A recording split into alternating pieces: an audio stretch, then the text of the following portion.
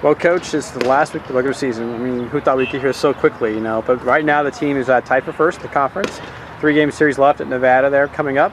And last week was a 2-1 series against Colorado State. Talk about the performance last week for senior weekend and also for the kids against the Rams, who were second place coming in.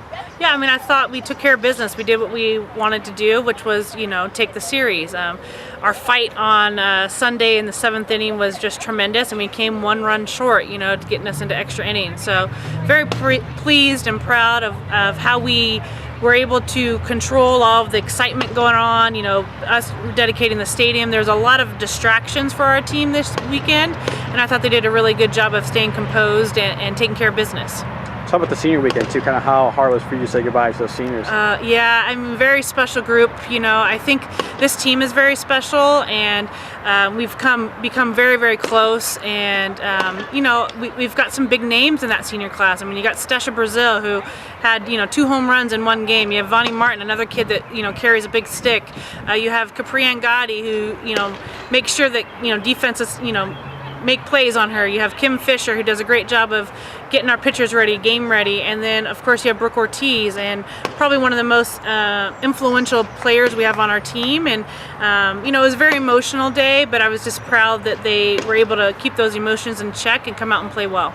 I mean, you had some big long balls there in that second game there, a grand slam, 2 home runs from Trisha. Talk about kind of like how nice that they have that happen this in the year when the key games are coming up. Yeah, absolutely. I mean, you want them to be peaking at the right time, and I think we're in a good situation. I think Stesh was really loose in her 2 solo shots, and is feeling good in the box, and that's the biggest thing that we've been trying to work on these last couple of weeks is less about we're making some adjustments, but more about them feeling good and feeling comfortable in the box. And Miso's been struggling for us a little bit offensively, and she came up big for us in that situation. So, she's going to take that into this next series.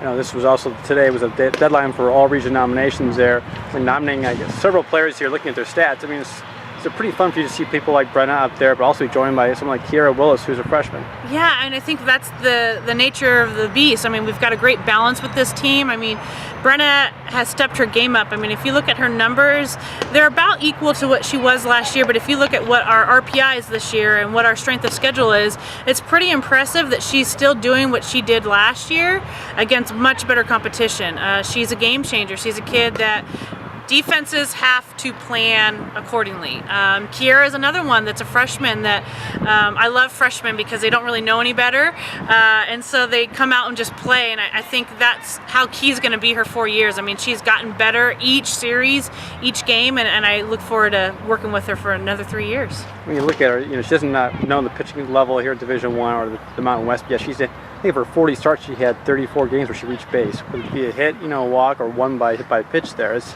that pretty amazing to see a freshman do that? Absolutely, but I think that's what makes Key. I mean, she battles. I mean, she hates getting out, and she's the type of player that we want here. It's from the inside. She hates, not getting on base for the team, and it's been funny because you look at her Mountain West stats. She's hitting 383, but it's been kind of a quiet 383. I mean, there's not a whole lot of glitz and glamour around her. She just goes to work every day, and I think that's says a lot about her. I know there's softball fans are checking the Mountain West standings here and look at the potential. What happens here? Could 1 team win, 2 teams win, 3 teams, 4, 5-way tie potentially? Things go a certain way. I mean, how do you approach that as a coach and keep the players focused on the task at hand? Yeah, we're not really talking much about it. I mean, this week, just like every other week, we're preparing for Nevada, and that's what we need to keep our head on. It doesn't need to be about the big picture.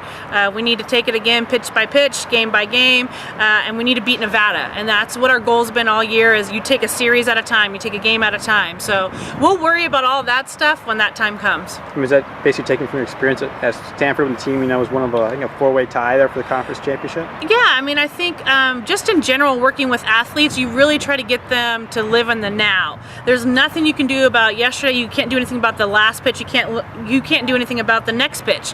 All you can do is worry about what's happening to you right now and controlling those controllables. Well, look forward to seeing how the team does at Nevada, and also for softball fans, the NCAA selection show will be on Sunday night at 7 o'clock West Coast time on ESPNU. So go Dogs. Go Dogs.